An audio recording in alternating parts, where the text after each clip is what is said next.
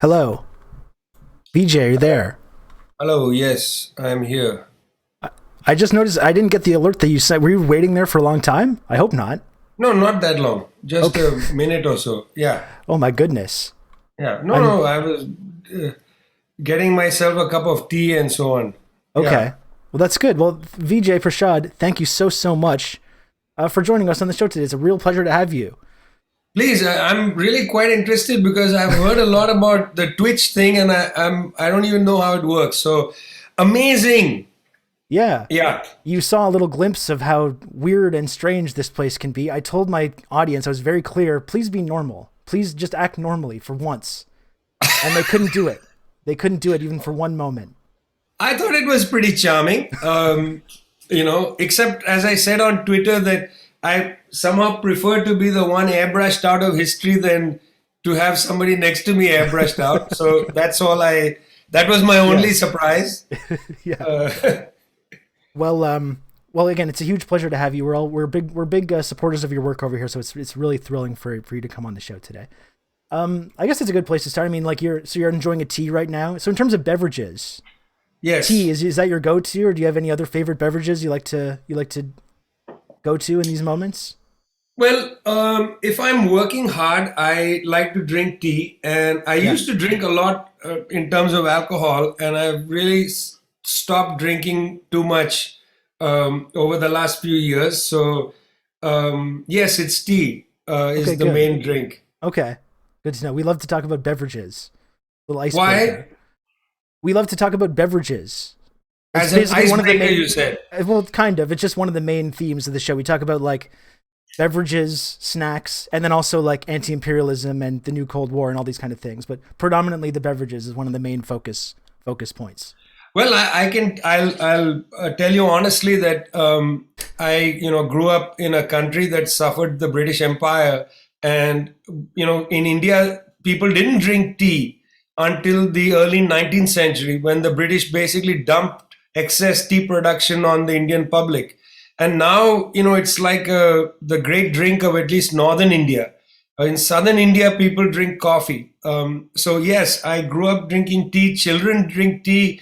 It's a great drink. When I became a journalist as a pretty young person, I got involved in journalist culture, which meant a lot of alcohol. Mm, And for some reason, reporters drink a lot. And I think it has something to do with the fact that reporters get to see the ugliness of the world and are sometimes forbidden to write about it because people with money control the outlets.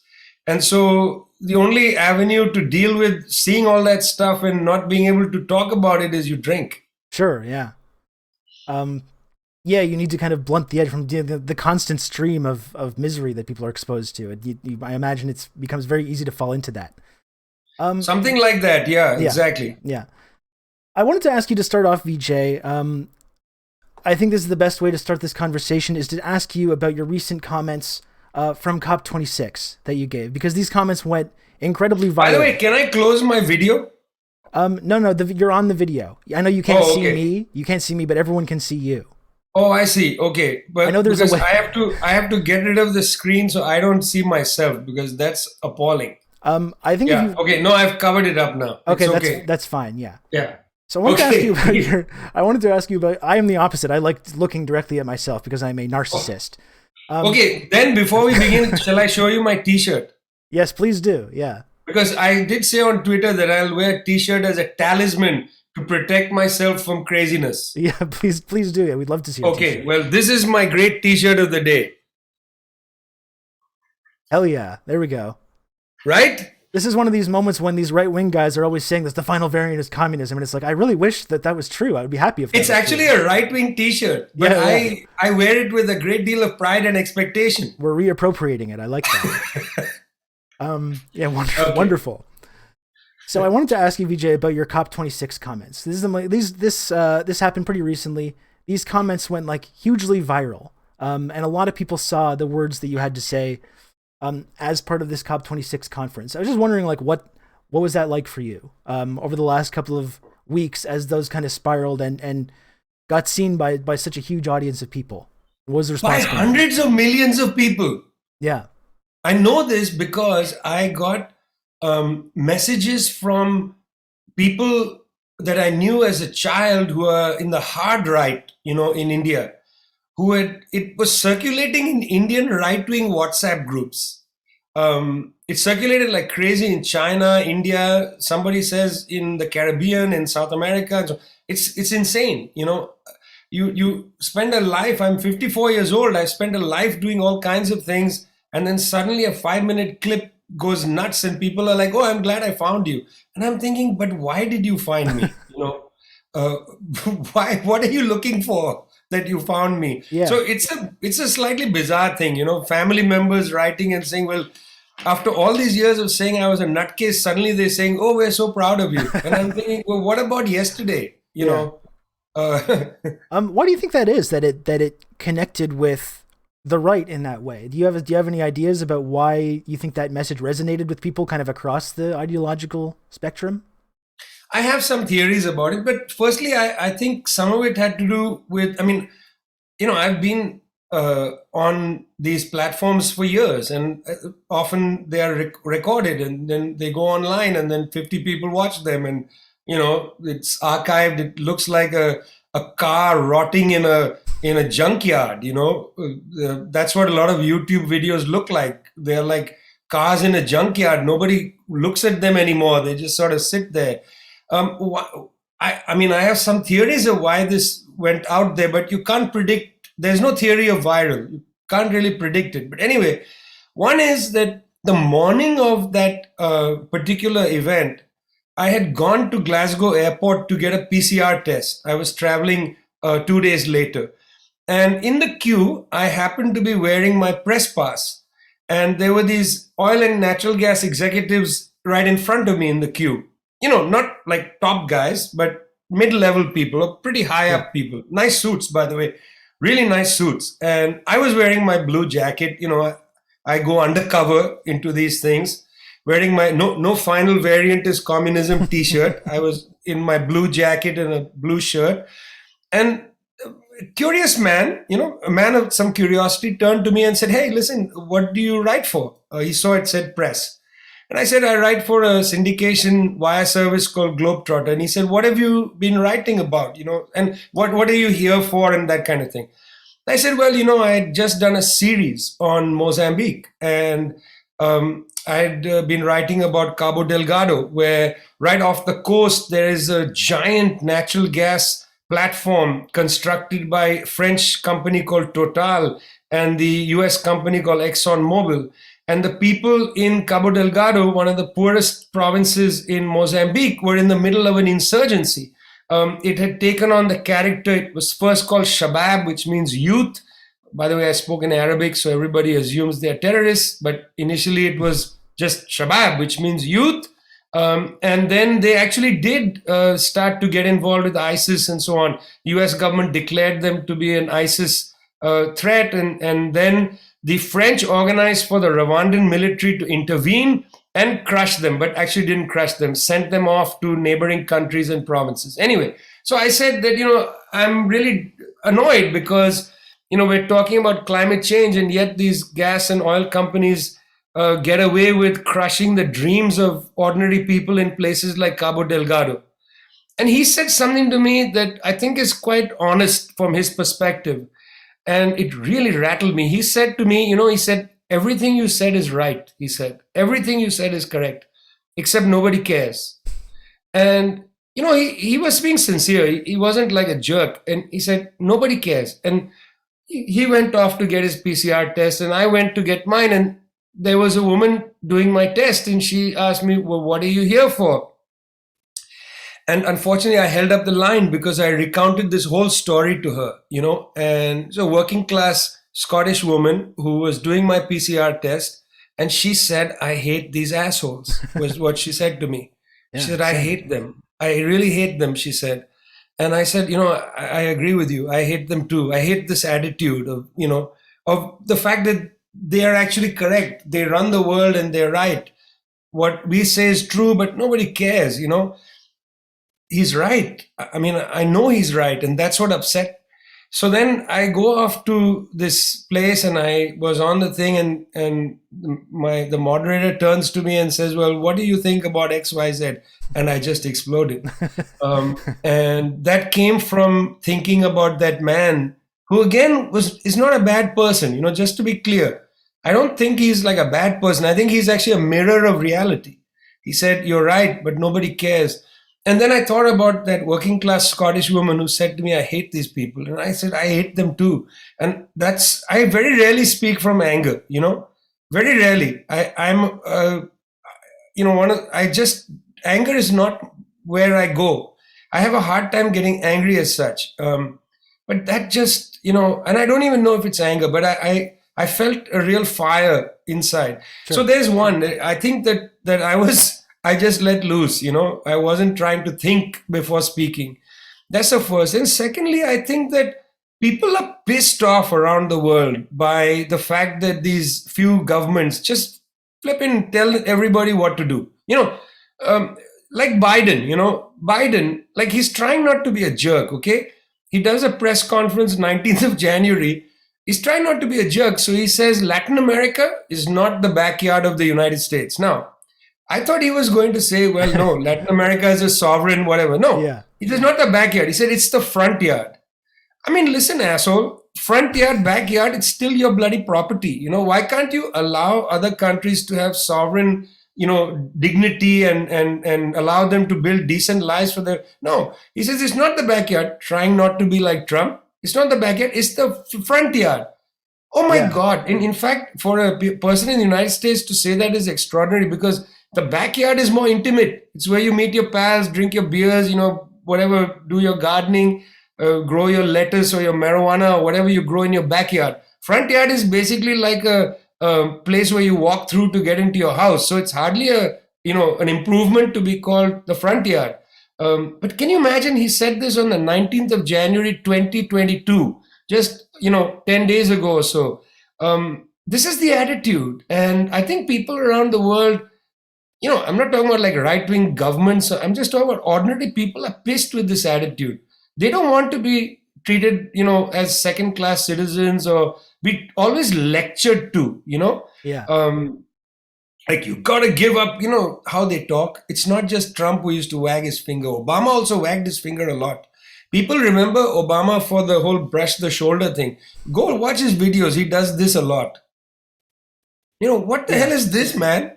Put that finger away, Usually only when he's talking to people more to his left. When it came to the reactionaries that were trying to destroy his whole agenda, he was always reaching out a hand in friendship to them. But it was that attitude against anyone that was trying to put pressure on him to, not conduct drone strikes and to not drill for oil in these natural resources in America and destroy the environment. That's when he reserved that attitude for, Listen, I'm coming to you, Rob, after leaving a class that Noam Chomsky is teaching in Arizona. And in the class, the two people who came as guests were Medea Benjamin of Code Pink and myself. Reason I'm telling you that is, do you remember the time? Medea Benjamin is older than Obama, okay, in age. Vijay Benjamin went to a press conference where she challenged Obama saying, stop the drone strikes. And Obama said something so condescending to her. He said, everybody should pay attention to what this young woman is saying. Dude, she's older than you, okay? Yeah.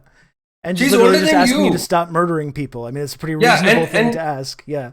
And then he says, you should listen to her, but don't take us. Remember what that man told me. You're right, but nobody cares. Yeah. You should listen to her, but we are not going to follow her advice when it comes to our murder campaign, our assassination by drone campaign, and so on. Yeah. Well, and it's interesting you bring up the comments Joe Biden made about Central and South America being America's front yard, because what was really remarkable was that he made these comments on the very same day that the Secretary of State of the United States was out there lecturing, talking about Ukraine and Russia, and talking about how you can't allow this world where another country would dare to intervene in their neighbors' borders. And it's amazing that these folks can kind of get out there and make these arguments from the United States, being part of the United States government, who historically have been engaging in that very activity for, its entire existence, basically. And then, when these other countries do it, then that's something that we need to increase tensions and increase hostility sanctions, military responses, and all these things. And how you can have Biden saying that on one day, and his Secretary of State saying that on literally the exact same day with zero self-awareness. It seems like. In Biden's speech himself, or press conference, he lied about just this thing. He said, firstly, Putin, again, wagging finger, Putin don't behave badly. And then he said that, can you imagine if a country with nuclear weapons invades another country? He said it hasn't happened since World War II. Yeah, I was like, noticed that. Yeah. What the flip are you saying, Joe? You authorized the war in Iraq. And let me explain why he's right. He said no nuclear weapons country invaded another country since World War II. Do you know why Biden is right? It actually reveals the mentality of the US ruling class. Because when they go and bomb or invade Iraq or invade Libya, they don't think they're invading. They think there's a global Monroe Doctrine, that the United States can do anything it wants, anywhere it wants, and that no country actually has sovereignty, let alone countries like Iraq and so on. They're not actually invading Iraq. They're just exercising the US global Monroe Doctrine. We can come and do whatever the hell we want in your country. So, yeah, it's BS when he says no nuclear country since World War II has invaded. Of course you invaded Iraq 2003 at least. Forget all the others. Yes. That's A. But B, it actually tells you what they really think. They really think these, what did Trump call them? Shithole countries don't have sovereignty and we can do anything we want. And add to the list Ukraine, which is why that bloody pseudo puppet president of Ukraine is now saying, please guys, dial it back. Yeah, okay, stop this. We miscalculated. We don't want any war. This bloody comedian, he's sitting there going, please God, I don't know what I've been involved in. Yeah. And he is to be disrespected. I'm in over my head here. Yeah. And they don't give a shit even about his views. Talk about disrespecting the sovereignty of Ukraine. Like the president is saying, I don't want this. And now Europeans and US are saying, no, you must have it. Open your mouth because we are going to put the medicine in there. Yes. Yeah. One, like you're pointing out, this global Monroe Doctrine, like if you'd ask these folks, what they would say is, well, we're simply upholding the rules-based international order, that we're the leaders of, and that these Western countries are all part of. And it seems like, that when they're the ones that make the rules, this is what they're allowed. But they get to determine who's involved in this rules-based international order and what these rules are and who's following them and who doesn't have to follow them. And it seems a little lopsided sometimes when you look into what this actually constitutes in terms of like geopolitics. Yesterday I spent a good amount of time interviewing Philip Luther. Philip Luther is for the last 20 years been a very important person in Amnesty International. He is now currently one of the leaders of their Middle East, North Africa section. I interviewed Philip about the report, 280-page report that Amnesty has produced on apartheid that Israel has been conducting against the Palestinian people. It's an amazing report, by the way. You should read it. 280-page report.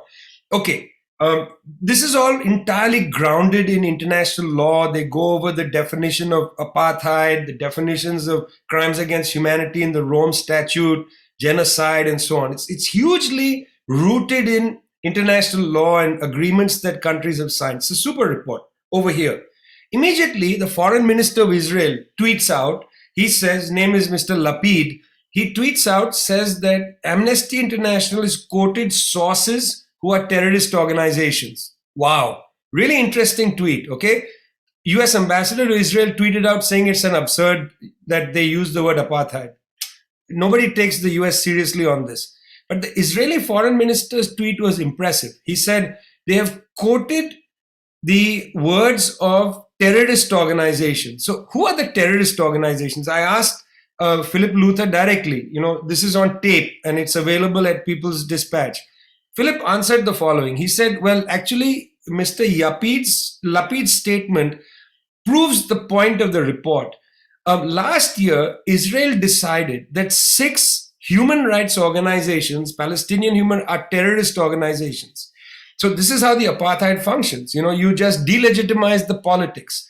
Having established that Palestinian human rights organizations are apartheid, are terrorist organizations, when their reports are used by Amnesty in its report, they can dismiss the report saying it quotes terrorist organizations. People are thinking, oh my God, they're quoting Hamas or whatever. No, they're quoting Palestinian human rights organizations, which you have illegally called and shut them down on the grounds that they are terrorist organizations. So here's the information warfare and how it functions. How words are twisted around, they'll have no meaning at the end of it. Your adversaries become terrorists and so on. Israelis demonstrated right now with Lapid's statement, but the United States is the chief of this, the real heroes of all this. Villains become heroes, heroes become villains.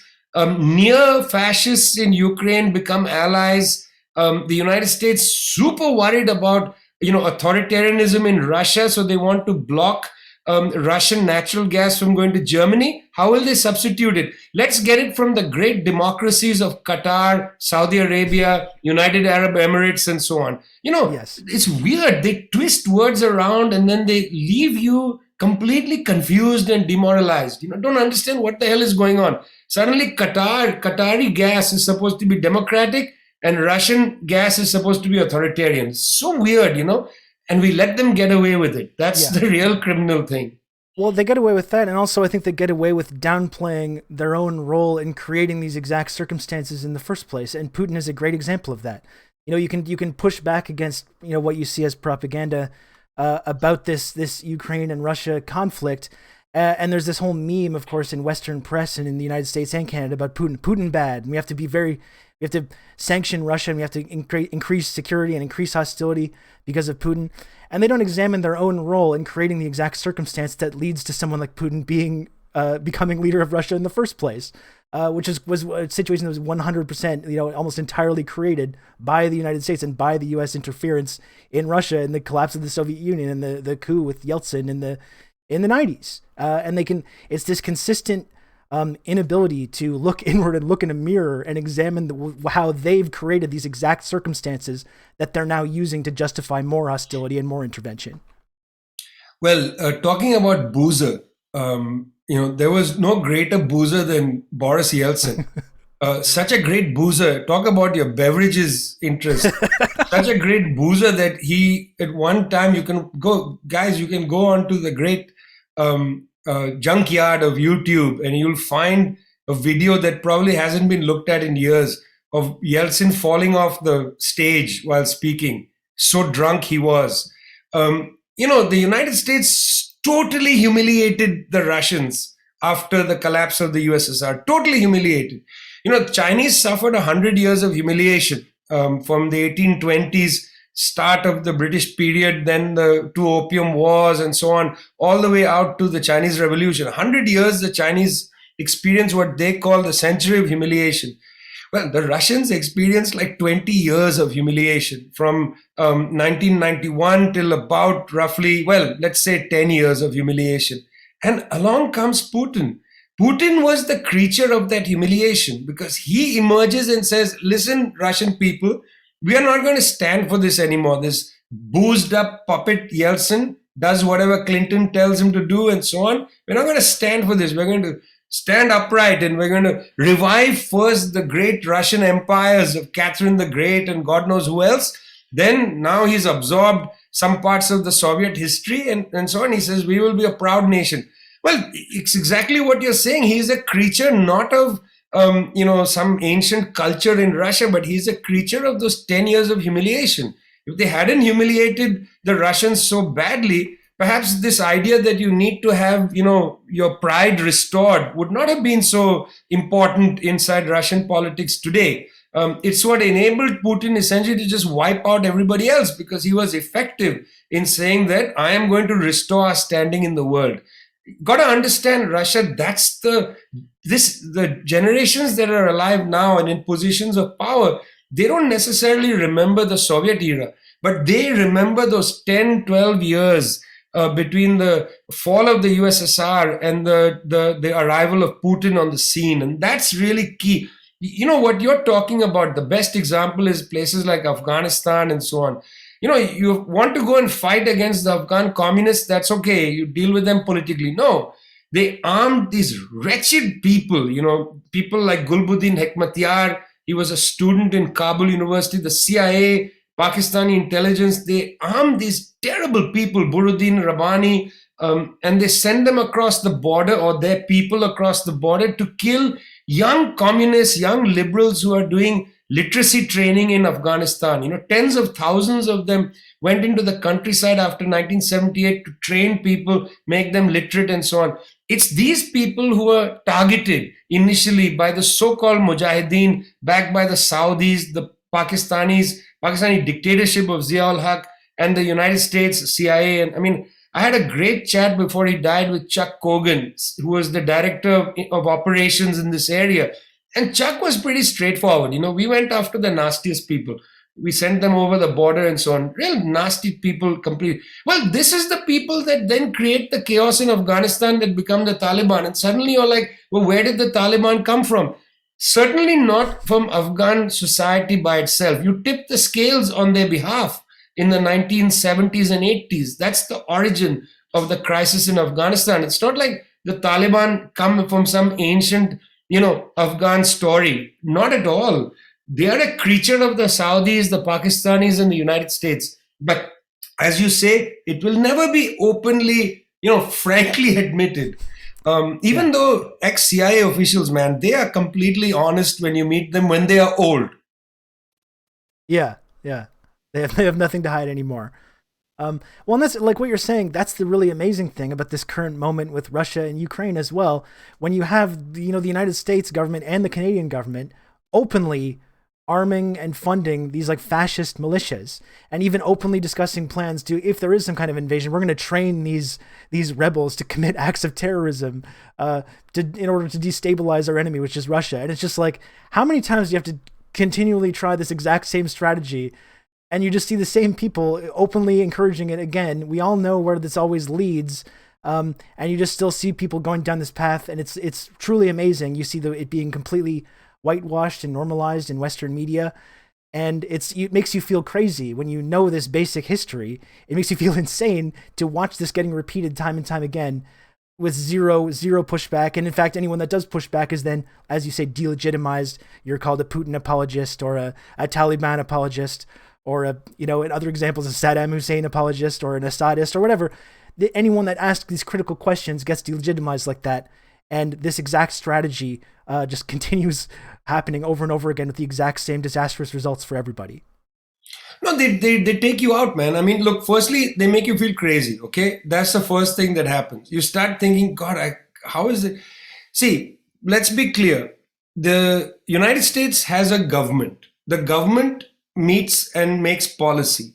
They have international allies. They also meet among like-minded people and make policy. When the US war cabinet makes policy, it's a conspiracy. I mean, a small number of people have decided to do something. Now, I'm not a conspiracy theorist, but I do know that small numbers of people make catastrophic policy that has enormous impact on the world. Case in point, the invasion of Iraq. Small number of people decided to do that, not a huge number of people. Yes, sections of the government agreed to go along with it. In 2019, the US Army released a massive book called The US Army in Iraq, which nobody has read. Within the first few pages of this text, the US Army's own document, again, not read by very many people, this document itself says that we just didn't know what we were getting into. We didn't understand Iraq. We didn't know Iraq. There were not enough experts. We had no clue. And, this has got to be a learning lesson for the future. Okay? Now, I've read this text, but I've read the same thing said in the the Pentagon Papers that were leaked by Daniel Ellsberg. Pentagon Papers, what do they say? We don't know enough about Vietnam. We didn't learn. We didn't understand the thing. We should never repeat these mistakes. I mean, have people forgotten and not reading at all? Okay, so put these two things together. You have small number of people, we call them a ruling class. They disregard history. They disregard facts. They do whatever the hell they want. They behave As Chomsky and I write, we've got a book coming out this year called The Withdrawal. In it, we basically say United States ruling class operates like the Godfather. They do whatever the hell they want. They don't give a damn about international law. They don't care about history. They don't care about the impact in the world. You say things like that, people say you're nuts, you're like a conspiracy theorist, whatever. Look, go back and read the Pentagon Papers. You'll see how they escalated the use of US troops in Vietnam. Small number of people in Washington decided, let's send experts, let's send more troops. By which time it's a fait accompli. Then suddenly the public is told, defend the troops. You've got to stand with the troops. But you had no role in sending people to Vietnam in the first place. But when push comes to shove, you have to go and stand and wave the flag and defend the troops. Same Iraq. The US public didn't vote for that Iraq war, okay? There was no vote. Millions of people protested against it. Small number of people, Rumsfeld and Cheney and others, they say, let's do it. Let's go and invade an illegal war, as the UN called it, the United Nations. Then they escalate, they start destroying the country. And then they turn around and tell the 300 million odd people in the United States, bring out your flags. You got to support the troops. Thank you for your service.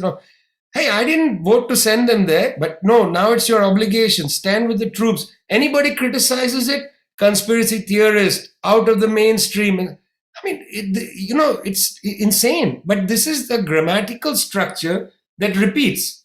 Vietnam, Iraq, and now, God forbid, Russia, China, Yeah. God forbid, because it's annihilation. Yeah, of course. And that's actually a great segue, because that's one of the things that we talk about a lot often on this show. You mentioned the ability of these kind of like Western imperialist powers, both on a state level and like a media level. Not that there's actually much separation between these two things. This ability to distort information. And one thing that we talk a lot about on this program is this, the kind of increasingly escalating, this like heavily escalating propaganda war, predominantly against China, that's been like really ratcheting up in intensity over the last 4 or 5 years. That I and others have been talking about as the new Cold War, and trying to describe it as something really that we need to push back on and push back against and openly, be against. I'm just wondering, when you talk about this, this increasingly kind of hostile and dangerous situation when it comes to ratcheting up tensions with China, can you just talk about your observations of the last few years as you've seen this narrative kind of continue to be pushed? I mean, you mentioned Iraq. I always bring up this example, the million civilians killed in the Iraq war. We often talk about the 37 million people that were displaced, the refugee crisis that was created by this, as well as creating horrible terrorist groups like ISIS in this process that have led to so much misery and violence. And then as this process of ratcheting up tensions against China has taken place, you have human rights being kind of weaponized and used as an example of why China is this dangerous, authoritarian, dystopian country that we must all hate and fear and we must confront. And you talk about the cognitive dissonance between the country that has been responsible for so much violence and so much devastation and poverty and these major crises, then wielding human rights as an effort to ratchet up tensions with a geopolitical enemy of theirs. So I was just wondering about your observations of the last few years of as this campaign has really picked up steam, and how you've responded to all that. I'm going to be a little rude now, because I would like to say that as long as people in the rest of the world behave like the serfs or the coolies or the subordinates of the West, it's okay. If you're a serf, a coolie, a servant, a subordinate, it's okay. As long as China delivered its workers in Shenzhen and other places to Western companies and didn't challenge anything, it was fine. Nobody talked about, human rights and all that shit. Nobody even knew the word Xinjiang or Uyghurs or any of that. Nobody cared about democracy in Hong Kong. Look, the British held Hong Kong for 100 years. They made no democracy there. Okay, it was held as a colonial outpost till 1997. There was no talk about human rights, democracy, nothing. As long as the Chinese said, you can come and make your phones, your plastic buckets, all the shit that you don't want to make at home, make it in Shenzhen, there was no complaint. Clinton, Bush, nobody said a damn thing about human rights. Okay, you got to have a little push and pull. You say, well, we're concerned about freedom of speech and maybe freedom of religion, in China and all of that. Those are marginal things. United States also criticizes Saudi Arabia every year in the state of whatever it is, that religious freedom document. Nobody takes that seriously, that kind of stuff. As long as China was willing to say, come in, use our workers, make your profits, it was fine. But you see, the Chinese had a plan, and the plan had two parts to it. Part number one, in 1820s, the Chinese had one of the most important, biggest economies in the world. Because of that century of humiliation, they actually had a great devastation, and they also had the longest World War II, lasted from 1937 to 1949, 2 years before the war begins in Europe, the Marco Polo Bridge incident, and then it goes on for 4 more years. It's a civil conflict, but still it's a war. Very long, devastating war, enormous areas of the country destroyed and so on. So one of the things that you have to understand about the Chinese Revolution is this commitment to restore China to its place in the world. Mao opens the Chinese Revolution by saying, now we have all stood up. That's what he says at Tiananmen Square in 1949. China now stands up. It was on its knees. We will no longer be subordinate. But it was an extraordinarily poor country. So there's one long-term agenda of restoring the sovereignty of China, territorial sovereignty, social and political sovereignty. That's one aspect. Secondly, in 1978, when Deng Xiaoping opens the country up, he actually makes an interesting bet by the 1990s. 92, he goes and talks to Lee Kuan Yew of Singapore, and he makes an interesting bet.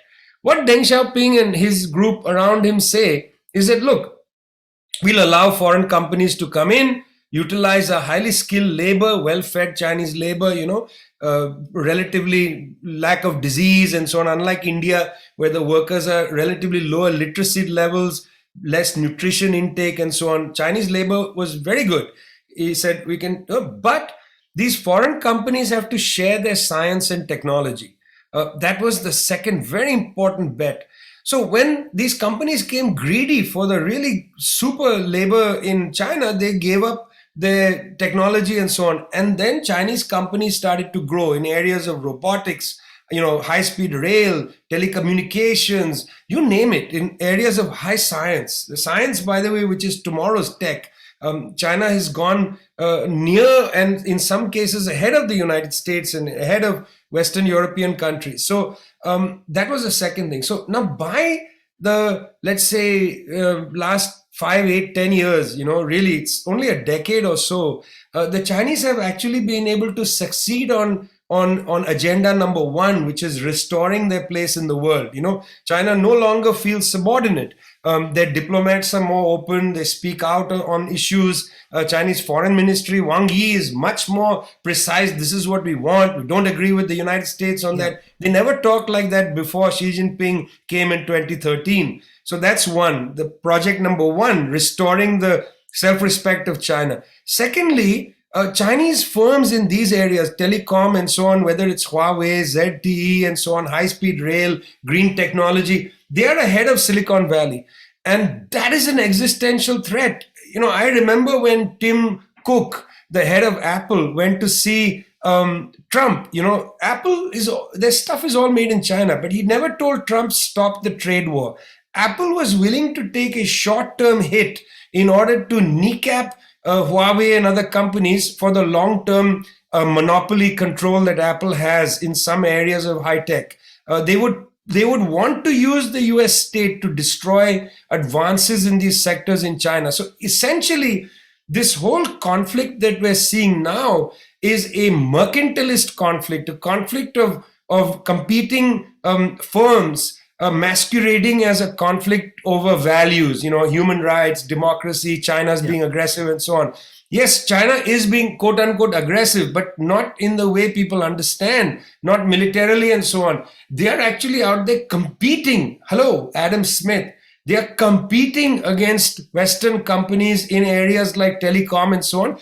And in 5G and maybe 6G, they are advanced. They are ahead of Western companies. These companies can't deal with it, man. They can't deal with the fact that the Chinese are ahead of them. Therefore, they must be bombed into submission. That's what's going on. You'll hear a lot of talk from people about, oh, what's happening in Xinjiang. Listen, United States still has black sites. Guantanamo is still open for business, okay? Before you start going, completely crazy about concentration camps in Xinjiang, what about Guantanamo? Have you raised your voice about that? What about the prisons in the United States? And I know what I'm just saying will be criticized as whataboutery. Oh, he's not focusing on Xinjiang. He wants to talk, what about this? No, I would say you are doing whataboutery. Yeah. I have been focused on these wars for a generation. I am focused on prisons and so on. I have teachers like Ruthie Gilmore. Her book is going to come out from Verso later this year. She has been writing about prisons and political prisons for years. You are doing whataboutery, saying, well, what about Xinjiang? So, this doesn't work with me anymore, this silencing technique of whataboutery. And I don't give a shit about all that. I want to focus on the real issue. These people are willing to destroy the planet so that Apple and so on can have a monopoly advantage in the world. And we are not prepared to allow that to happen. Yeah. No, I couldn't agree more. I think that's kind of whenever we talk about people in the West, whether it's just random people or people in politics or people in the media, using human rights in this claim, like that's what I always try to focus back on, is that it's projection. They're always projecting these behaviors outwards. And yeah, when you live in like the number one human rights violator when it comes to the barbaric prison system, what's happening on the southern border, their kind of constant violent imperialism and destabilization and sanctions and all these things, and then accusing other countries of human rights violations. That to me is the ultimate form of whataboutism. I couldn't agree more. You mentioned, though, the idea how, when it comes to this conflict with China, this new Cold War, or these other conflicts in the past with Vietnam or Iraq or any of these things, or Syria or Afghanistan, how any pushback to these things, there becomes this sustained effort to kind of delegitimize it. And I feel like you've been playing like a more prominent role in trying to push back on these things and trying to tell the other side of the story. And I've noticed that it seems like you're starting to become a bit of a target for this kind of delegitimization effort. There was, of course, that Nation article a few weeks ago, which caused a bit of controversy. You kind of openly complained about being misquoted in this article and having your views kind of incorrectly described in this piece. And I wanted to focus on that because you mentioned Xinjiang, and I think your quote in this piece that was kind of distorted as you described it was about this like modernization project. And I think the link that the writer of this article tried to make was linking that with like the history of British colonialism or the history of colonialism in Canada and the United States, and suggesting that they was somehow similar or that you approved of that in some way. And I think we all know that you're aware of the long history or the long evil history of exploitation and colonialism in India and elsewhere. I just want to know if you could clarify that comment about what you meant by that modernization project that's been going on in China, all over the country, including in Xinjiang, and how that's different from the history of British colonialism or British colonialism in India or in Canada or the US or wherever else. You see, I didn't know anything about the journalist who spoke to me, and that's bad on me. I was in a hurry. I spoke to him. I didn't realize he was talking to me from an ulterior motive, that he is himself a leading proponent of the Russia Gate theory, and that now I suppose this is the China Gate theory of some kind, and so on. I didn't realize that. So I spoke pretty freely to him. What did I say freely? Firstly, I have a record of 30 books, thousands of articles. I've been a journalist for over 30 years. In none of them will one see anything but utter, hatred, really, let's put it bluntly, of colonialism, racism, patriarchy, caste. My first book was about the caste system. Hate that thing. The funny thing is, I'm just going viral on a video where I attack colonialism deeply. Yeah. And this guy writes in The Nation saying you're a defender of colonialism. It's cognitive dissonance. I'd much rather be in right-wing WhatsApp groups in India than be, talking to people who read The Nation, frankly. I don't even know who reads The Nation any longer. It's really quite a rag. They ran another piece attacking the left on Israel. A stunning dissonance. I saw that because, right then, Betsalem had talked about apartheid. Amnesty now has a report on apartheid. And, this ridiculous article lecturing the left how they should be kind of open to that the attack on Israel is an attack on Jews, which I take a great objection to that kind of argumentation. It totally disrespects anti-Zionist Jews, of whom there are millions, including in Israel. And I just don't like that argument because it's too precious by half. It tries to, again, subtly suggest anti-Semitism in the left. I mean, it's not appropriate for a magazine like The Nation, but they did it. And then even Dave Zirin's response, I thought, was weak. It should have been stronger. This is the moment when people are talking about apartheid and The Nation decides to run this article. So that's The Nation. Now, what do I mean? Look, obviously, I don't mean colonialism, and I certainly do not mean the genocidal treatment of the native peoples of the Americas, from Canada all the way down to the Mapuche of Chile. Of course, I don't mean that. It's ridiculous. I would never even, I don't even think that. How would you get that out of my mouth? And he basically implied it. He said, it seems like, and so on. The wording was very mischievous. Yeah. Okay, a good editor would have caught that and said, give me a direct quote. If there is no direct quote, call me again and ask me, is this what you meant? Clarify. Because, try to get exactly what I'm saying. It is not gotcha journalism, unless that's what it is. I've been through that before with Bill O'Reilly, by the way, who called me the pinhead of the week after bin Laden had been killed, sent Jesse Waters to my then house when I lived, when I was teaching at Trinity, to basically harass my children and I. I've been through what gotcha journalism does and how it really destroys your life.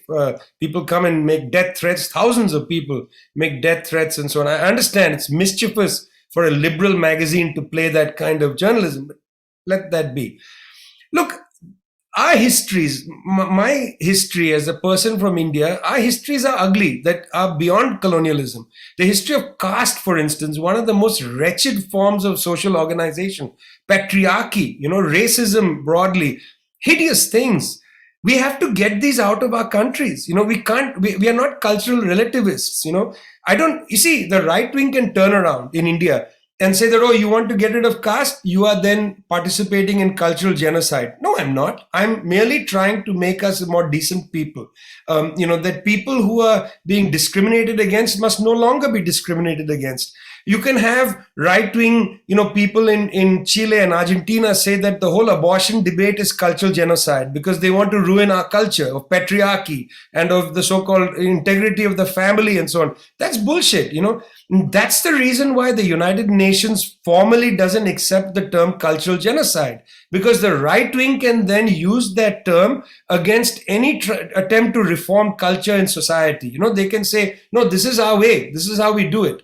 So point I wanted to make then, perhaps I didn't say it very well, point I'm trying to make now is that every culture must have the opportunity for renewal, serious renewal.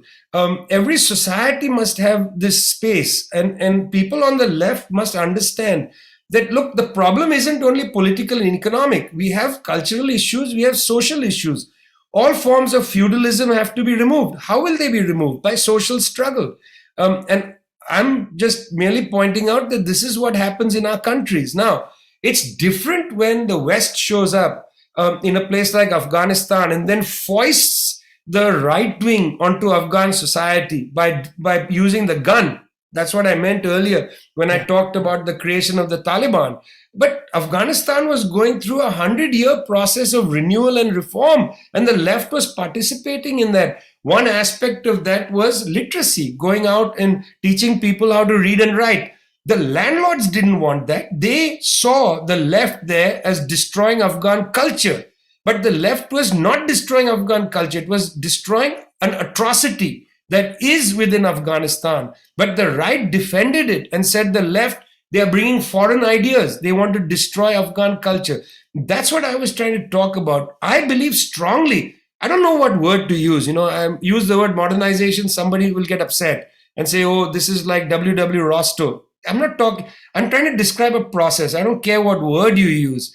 I'm trying to talk about advancing the capabilities of humanity. Maybe that's what I should talk about. Use the term humanization, making us better humans. I'm committed to that. I guess, the nation and others, they are committed to patriarchy perhaps and to hierarchies of various kinds. And I'm certainly not going to bow down because I'm scared of them saying, oh, you want to do quote unquote cultural genocide, a term which the United Nations does not accept. Yeah, yeah. There was that piece in the AP a few months ago where it talked about kind of revisiting some of these Xinjiang allegations and kind of in many ways, while still doing its best to frame everything as being very sinister, kind of walked back a lot of the most extreme claims about what is going on there.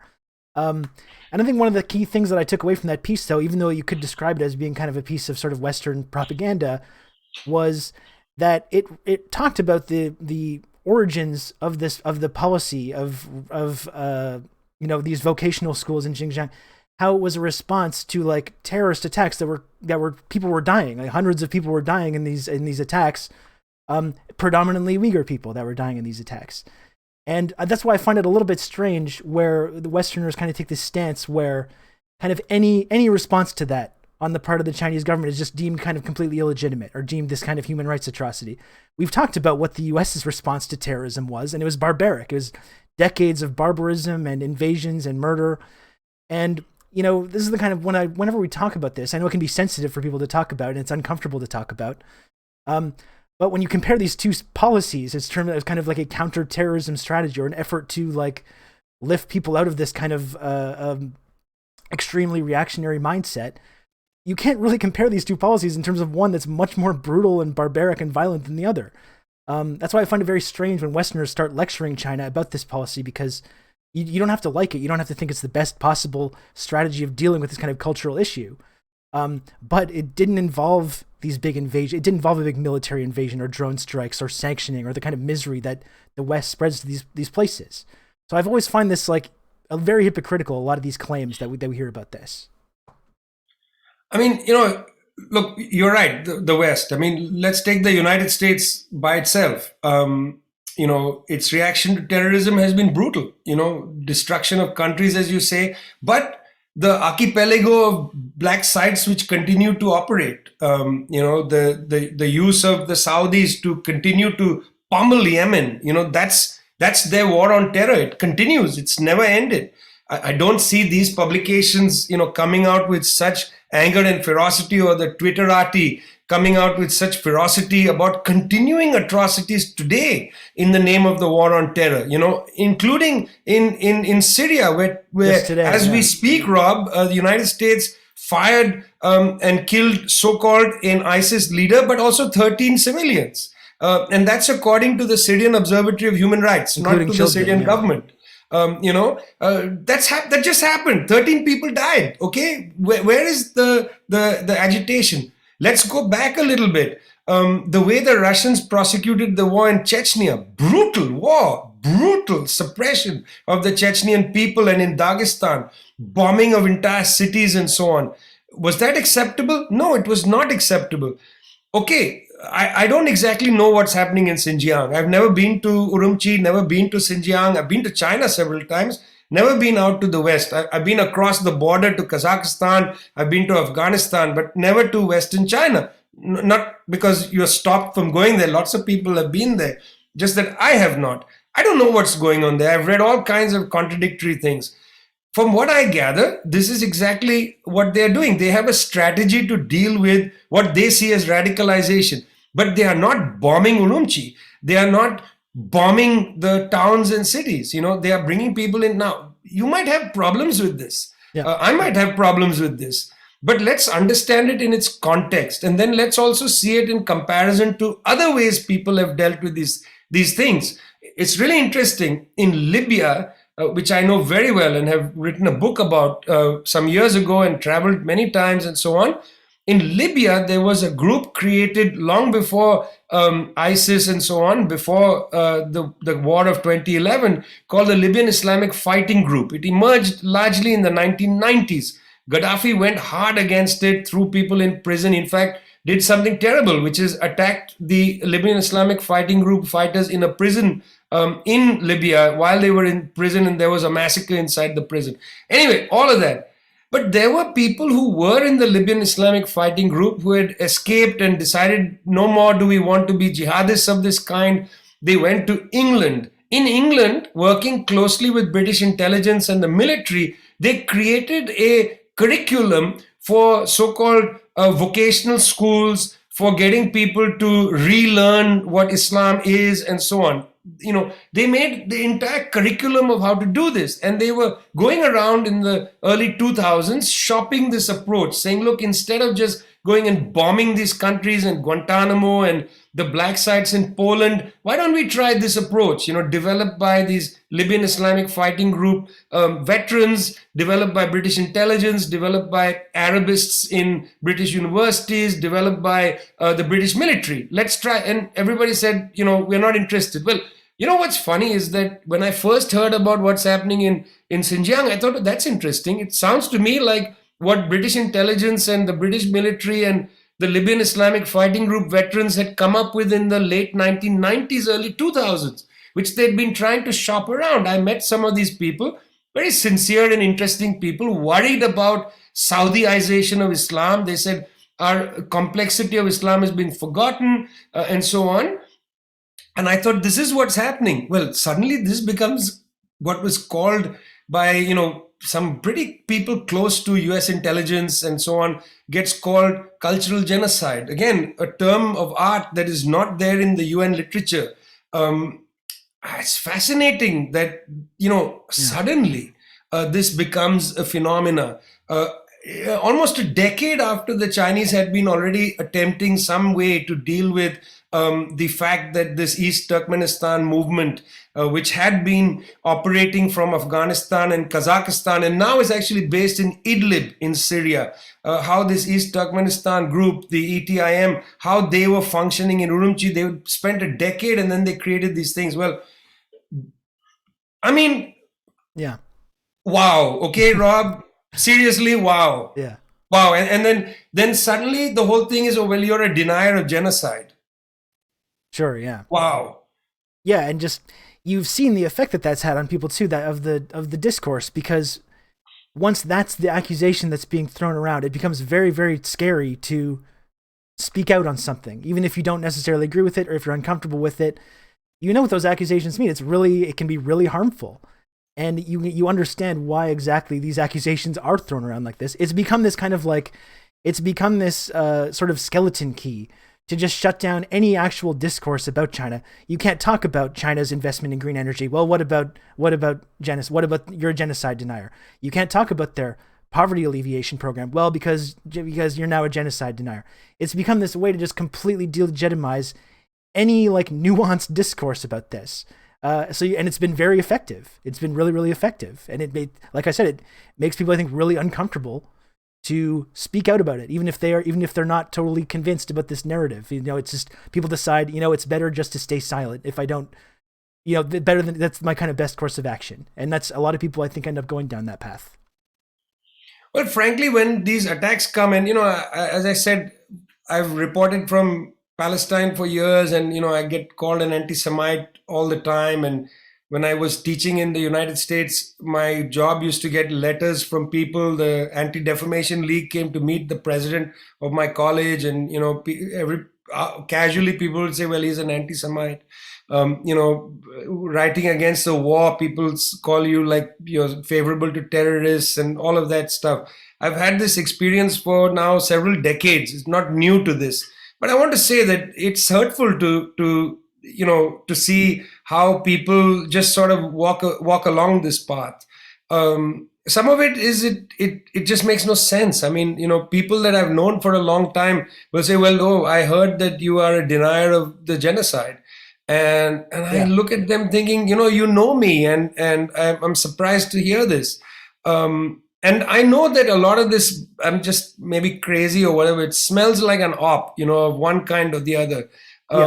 Because not only are they publishing these garbage pieces, but then they seem to be sending it to specific people. Institutions that I'm affiliated with get it and are asked questions of why do you continue to work with a genocide denier? And it's exhausting. I personally, I'm just telling you honestly, I find it pretty exhausting. Sure, I imagine so. I mean, I've gotten a small fraction of that, so I can empathize a little bit, but I really do understand.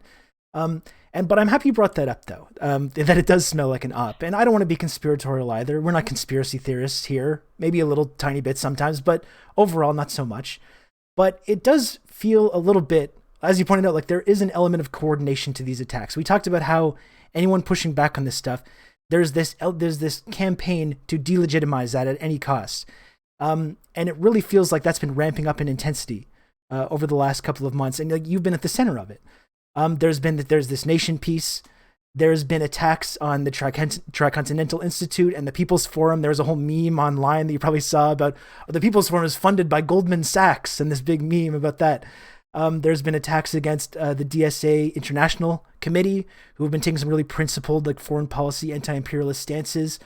There was this recent article in the New York Times, which basically suggested that even any travel YouTubers who spend any time in China and have anything positive to say about it are part of some nefarious state-backed propaganda campain.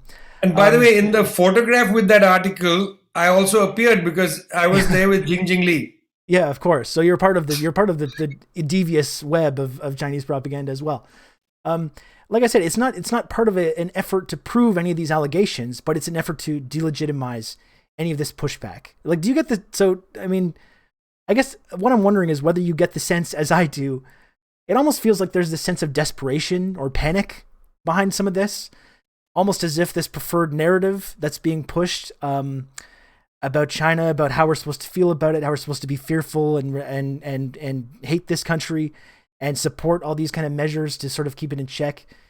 It almost feels like it's not really taking hold in the way that some, I think, would probably like it to. And it feels a lot like there's now this concerted effort to delegitimize any of this pushback because they feel like they're kind of losing grip on this narrative. Do you get that impression as well, or am I being conspiratorial to wonder about this?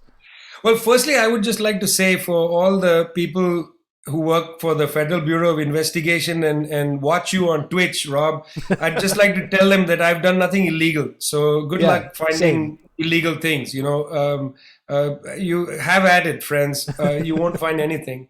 It's just not there, and so on. First, so they're in this chat right now, I imagine. Watching. Right okay, now. Great. Yeah. Have at it, as I say. I've done nothing illegal. I'm not embarrassed about anything I've done. Secondly, I lead an institute, Tricontinental Institute for Social Research, offices in 4 different countries, 70 people employed by the institute. It is got a budget that's considerable because 70 people are employed by it. We do research for social political movements. We amplify the voices of these movements and so on. I decided when we first launched that we would take no money from government. So, okay, have at it. No Cuban money, no Venezuelan money, no Chinese money. I would never take money from Cuba or Venezuela anyway, because these are countries under sanction, not because of that, but because the resources of these countries must be spent to help the people in those countries, not to fund some research institute. So have at it, okay? No government money at all, no Chinese money, no covert Chinese money on the table, okay? First. Secondly, I'm never going to apply to the Ford Foundation or the Open Society or any of them for money, because these people have destroyed the world. George Soros, I consider him a criminal who defrauded the Russian people of their precious wages in the 1990s when he fiddled the ruble and made billions of dollars in a currency trade, which meant that friends of mine, university professors, could not get their salaries for almost a decade. That's where the Open Society money comes from. I'm not going to touch that stuff. Plus, I don't like his agenda, frankly. Just saying it on the record. Where you get the money from? I have a friend and several friends who are very, very well off. One of them had made money in a tech company that he developed from basically scratch. Another one is a big rock musician. Another one is a film star. I admit it. I have friends who I love, who are, Marxists, who are whatever money they've made, they still have good politics. And they decided, I'm going to give you the money so that you can go and build something good. And I took their money because A, I love them. B, they are honorable, decent people. 3, they are such honorable, decent people that they said, I'm not going to give my fortune to some shit. I don't want to build a monument to myself. I'd like to help advance humanity. Have at it, friends. You want to build a research institute, global research institute with 70 employees and build it on what? On oxygen? Good luck with you. I can't build it on oxygen. I actually pay people so that we work. We work by building research out of social movements. You got to have resources for that. If you can give me an alternative way, I'll be happy to have the alternative. On our website, we have a donate button. How much do you think we get in individual donations? Not even close to what Bernie Sanders got to run a social democratic campaign in the United States. Not even close. So you can't fund it like that. So then they come and say, oh my God, nefarious funding sources. Nefarious funding sources? No. Good friends who believe in our movement and are not governments, including major rock musicians, names not mentioned. Yeah, but do you kind of detect that sense of panic about this campaign? Do you think I'm onto something there, or am I imagining this? I ignored that part of your question, I don't want to psychoanalyze these Rob. people. Yeah, okay, fair enough. No, the reason I ignored it is it's actually up to them to tell us if they are panicking or not.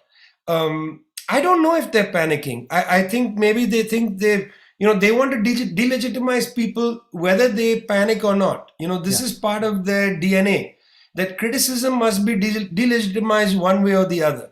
And again, look, this kind of shit hurts for sure, personally. Nobody likes to be tarred in that way, okay? Tarred and feathered in that way. I get it. It hurts. I accept, I admit it to you. I don't like it. But I've been at this for a long time. It's not going to disturb me. It's also not going to make me turn around and become a genuine tinfoil hat wearing conspiracy theorist, okay? I understand where I stand. Yeah, that's my job. Yeah, I've been trained over the years to hold the line, when a storm comes, Rob. Look, I've never been on a sailing ship, okay? But I've read Moby Dick and I've read other things. I know when you're in a little boat with a sail and the storm winds come, don't panic, right? Yeah. Don't batten panic. Down the hatches. So, you batten down the hatches and so on. Hold fast to the mast and so on. Well, I'm not panicking. This attack has come. Let it come. I am not going to panic. We're going to continue to do our work. At Tricontinental, we'll continue to produce high quality research. We have very close ties with political movements, all of it in the public, nothing hidden. We're going to amplify the voices of left intellectuals and of the movements that we work with. That's what we're going to do. I personally am with my work with Globetrotter. This week, I released an article on the Israeli attempt to silence dissent, highlighting a secret memo by Amir Wizbot, which was leaked to Walla magazine, a Hebrew magazine in Tel Aviv. I did that, and I interviewed Philip Luther, as I said, who was part of the team that did the 280-page report by Amnesty. Those two things are out this week. Next week, I'm going to be digging deeper into the question of Israel's attempt to suppress dissent by interviewing people involved in these things. This is just going to keep happening, okay? You're not going to be able to silence us or make us feel crazy, The truth is with us. We will advance. Yeah. Well, that's a pretty wonderful message. Do you have I know you're really busy today. Do you have a few more minutes, or if you don't, it's fine. I have to have you back because I know you've got a lot going on today. Oh, a few more minutes is fine. I don't want to run away from you. Okay. No, of course, no. It's just one thing I would be kicking myself after if we didn't spend a little bit of time talking about the country that I live in, the country of Canada. I've spent, I think, since I started kind of doing this work, talking about news and politics and this kind of stuff, one of the kind of central things that I've tried to do in my work is kind of dispel these myths about Canada as this kind of benign global influence, as the kind of the good cop in global imperialism. The good cop of Western imperialism and hegemony. Many people around the world and people in Canada really believe this about this country, that we don't have these same kind of violent colonialist impulses, and that we're based in kindness and politeness and sort of social democracy and inclusion and multiculturalism. Like, people really believe this in both in this country and around the world. So I was just wondering if you could just take a few minutes to give me your impression of Canada's role in the world, and whether you think that some of these myths that people tell ourselves here in Canada about what Canada's about, whether they're accurate or not accurate. I'd be interested to hear your thoughts on that. Well, where are you based in Canada? I'm in Montreal. Such a great city. It is, yeah. Such a great city.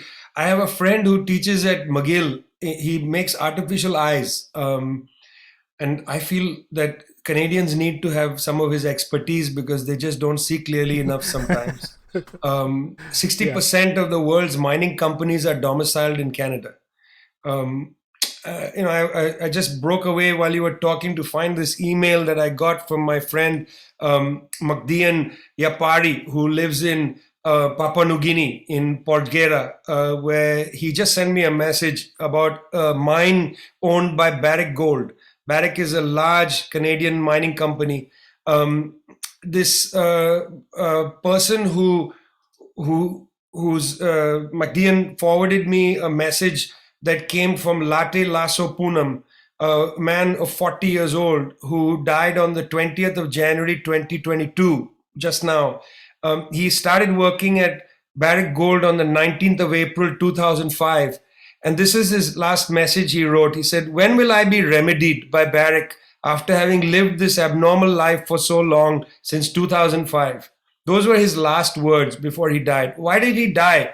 He died because he was panning for gold in Porgera's Enga province in Papua New Guinea. He was panning for gold. He was crushed by a rolling rock pushed by the company's machines. He was then hospitalized. His wife and 6 school-age kids all dead. Wife has been a victim as well of Barrick, the PRFA of Barrick. Anyway, do you even know what Barrick does around the world? We don't hear a lot about Canadian mining companies. In our media. No, we don't hear a lot about this stuff. No, there are some really good organizations in Canada, like Mining Watch and so on, that send out newsletters and so on and so forth. But the general public is just oblivious to this. One is guided by the good humor of Justin Trudeau rather than the realities that are there in places as far away as Papua New Guinea. What I would really like to say, Rob, is that I wish people, good thinking, sensitive people in Canada, start a campaign against these companies. Here's an option, a beginning. In the University of Toronto, the School of International Studies is named the Peter Munk School. Peter Munk was the long-term chairperson of Barrick Gold, a real nasty piece of work, who openly called for the overthrow, regime change against Hugo Chavez in Venezuela. I wonder if it might be an interesting idea to start a campaign in Canada for the University of Toronto to remove the name of Peter Munk from that school as the beginning salvo against the mining companies. So why should the premier institution in Canada have its School of International Relations and Studies be named after a man who's called for regime change, a person who profited by the killing of people like Lasso Poonam in Porgera, Papua New Guinea? So I'm going to just suggest, Rob, that you can bang the drum a little bit, shake the trees, get people to start thinking about this name change in University of Toronto. Yeah. It might start actually people thinking about the complicity of Canada and its mining companies in creating havoc around the world. Yeah, I would be happy to. I think that's a great suggestion. Vijay, okay, just one final question for you, and then I know you have to go. You don't have to spend a long time on this. I was just wondering if you had any thoughts on the 70s jazz rock band Steely Dan, and if you do enjoy them, what's your favorite album in the Steely Dan canon? Well, you've asked me a music question, which actually is unfair because then I talk for much longer than the political things. I am a great aficionado of the guitar, and I like rock music a lot. And when I was a young person, I was in a band where we played mainly covers, and we mainly tried to cover the 70s guitar heavy music. So of course I know Steely Dan's music pretty well. I can play a few of their songs. Yes, and of course it's not a song, but it's the entire album, because those were the days when bands actually made albums, didn't just write songs. And of course the album is Aja, which is a great album. Yes. and I haven't heard it in a long time, and I don't know if they've following Neil Young left Spotify, but I might listen to them later today. I think you should. Yeah. Yeah, I mean, I have to say that even though I am very close friends with Roger Waters, it is also true that Pink Floyd was the band that saved me from suicide and is the best band ever. And when I'm feeling really depressed, I bring out my guitar and I like to play, things like "Wish You Were Here," which is such a lovely song to Yes. play on the guitar. It's so beautiful. The chords are amazing, and it feels great to sing a song with lyrics like that, lyrics of longing. So yeah, okay, great. I guess the Steely Dan thing is a little bit like the beverages thing for this show. Yes, it's a controversial. Yes, but I will admit that Aja is one of my top maybe 50 albums. Okay, that's great. I would also recommend Gaucho, giving that a re-listen. That's my Okay, good. I'll try. I'll definitely try it out. But I would like to say just finally that the band I played with, we actually did mainly Dire Straits covers. Love Dire Straits. Yeah. In those days, I played the drums, and you can imagine how much fun I had keeping time with some of the Dire Straits songs. Because in fact, the drummer has the least job in Dire Straits music. Sure. Everything is the lead guitar. Yeah. So arrogant, those lead guitarists. I know. I do love those little hi-hat flourishes in Sultans of Swing, though. Thank you, Vijay. Thank you so much for joining the program. It was a huge pleasure to have you. I would hope we could do it again sometime, because I even have more stuff that I would love to talk to you about. Before you go, I would just like to let you know as well that I am officially extending you a position as a lifetime elite member of the Friendship Triangle. So congratulations to you. Amazing. Okay, I'll come back and then we can talk about what that means. Okay. Take care of yourself, okay? Okay, you too, Vijay. Thanks so much. Bye. Take care. Bye.